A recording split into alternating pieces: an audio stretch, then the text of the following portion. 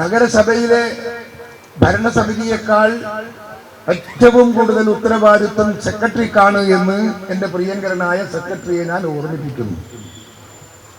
പലപ്പോഴും വന്നുപോകുന്ന ഒരു സെക്രട്ടറിക്ക് ഒരു കോർപ്പറേഷൻ്റെ അകത്ത് ഒന്നും ചെയ്യാൻ സാധിക്കില്ല. എനിക്ക് നഷ്ടബോധമുണ്ട്.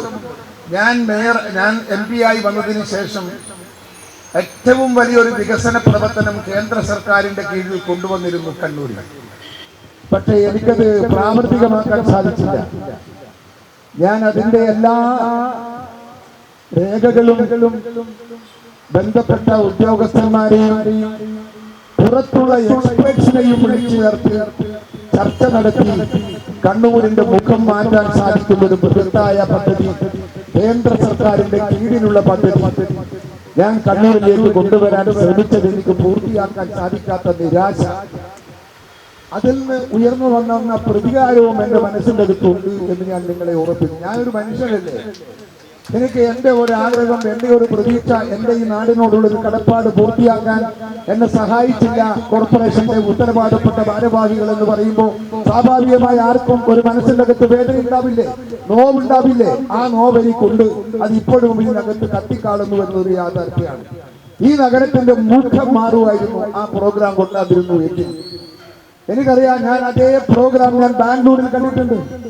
കണ്ടപ്പോൾ ഞാൻ ഞെട്ടിപ്പോയി. ഞാൻ ആദ്യം ഒരുപാട് തവണ ബാംഗ്ലൂരിൽ പോയൊരു സ്ഥലമാണ്. ഞാൻ ഒരു തവണ ചെല്ലുമ്പോൾ എനിക്ക് നഗരം മാറിയോ എന്ന് കൺഫ്യൂഷനായി എൻ്റെ മുമ്പിൽ. ഞാൻ അടുത്തു നിൽക്കുന്ന ഒരു പെട്ടിക്കടക്കാരനോട് ചോദിച്ചു, ഇത് തന്നെയല്ലേ സ്ഥലം? അവൻ പറഞ്ഞു, അതാണ്, ഇത് പുതുതായി ഉണ്ടാക്കിയതാണ്. അത് നോക്കുമ്പോൾ അവിടുത്തെ MP-യുടെ സ്കീമാണ്. ആ MP-യുടെ സ്കീമാണ് അത് അവിടെ ഉണ്ടാക്കിയിരിക്കുന്നത്. ഏതാണ്ട് ഞങ്ങൾ കണ്ണൂരിൽ കൊണ്ടുവരണമെന്ന് ആഗ്രഹിച്ച കോർപ്പറേഷന്റെ കീഴിൽ എല്ലാ വികസനത്തിന്റെയും ഭാഗങ്ങൾ ഷെയർ ചെയ്തുകൊണ്ടുള്ള ഒരു വലിയ സ്കീമായിരുന്നു അത്. ഫുട്ബോൾ ഗ്രൗണ്ട് മുതൽ, റോഡ് മുതൽ, ഫുട്സ്റ്റെപ്പ് മുതൽ, റോഡ്, താറ് എല്ലാം അടക്കം നല്ലൊരു സ്കീം അവിടെ കിട്ടിയിരുന്നു. നമ്മുടെ റോഡ് ക്രോസ് ചെയ്തുകൊണ്ടുള്ള ഫ്ലൈ ഓവർ, സ്റ്റേഡിയം, ഇതെല്ലാം ഇതിനകത്ത് ഉണ്ടായിരുന്നു എന്ന് പറയുമ്പോൾ നിങ്ങൾ ആ ഭാഗത്തോട്ട് പോയാൽ കണ്ണൂരിന്റെ മുഖം മാറിയത് നിങ്ങൾക്ക് മനസ്സിലാകുമായിരുന്നു. പക്ഷേ അത് പൂർത്തിയാക്കാൻ നമുക്ക് സാധിച്ചില്ല.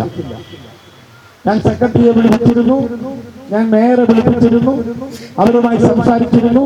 അവരോട് ഈ സ്കീമിന്റെ കാര്യങ്ങളും അതിന്റെ ആത്യന്തികമായ ആവശ്യകതയും എല്ലാം ഞാൻ അവരോട് സംസാരിച്ചിരുന്നു.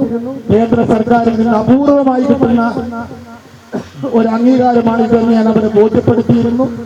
അതെല്ലാം കൊടുത്തിട്ടും നമുക്കത് പൂർത്തിയാക്കാൻ തുടങ്ങാൻ പോലും സാധിച്ചില്ല എന്നതാണ് സത്യം.